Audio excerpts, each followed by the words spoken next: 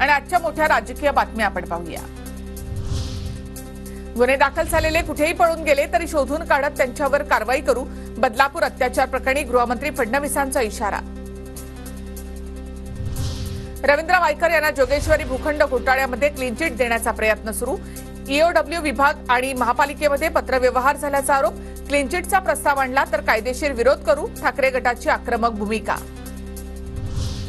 शिवसेना आमदार अपात्रता प्रकरणी 3 सप्टेंबरला सुप्रीम कोर्टामध्ये सुनावणी। विधानसभा अध्यक्षांनी दिलेल्या निर्णयाच्या विरोधातील ठाकरे गटाच्या याचिकेवर सुनावणी होणार, तर राष्ट्रवादी आमदार अपात्रता प्रकरणाची 3 सप्टेंबरला सुनावणी होणार। लातूरमध्ये जनसन्मान यात्रेमध्ये अजित पवारांच्या स्वागतावेळी मराठा आंदोलकांची घोषणाबाजी। रॅली दरम्यान मराठा आंदोलकांनी काळे झेंडे दाखवले, तर हिंगोलीमध्ये अजित पवारांच्या भाषणावेळी मराठा आंदोलकांकडून जोरदार घोषणाबाजी। पुण्यातील जमिनीच्या बदल्यामध्ये पैसे देताय की जमीन हँडओव्हर करताय, स्पष्टपणे सांगा, अन्यथा आम्ही लाडकी बहीण योजना बंद करायची का? सुप्रीम कोर्टाने पुन्हा एकदा सरकारला फटकारलं। सुप्रीम कोर्टाचे सरन्यायाधीश DY चंद्रचूड यांच्या नावाने भामट्याकडून फसवणूक। चंद्रचूड यांच्या नावाने पैसे मागितल्याचा mobile screenshot viral. Delhi cyber सेलमध्ये तक्रार दाखल।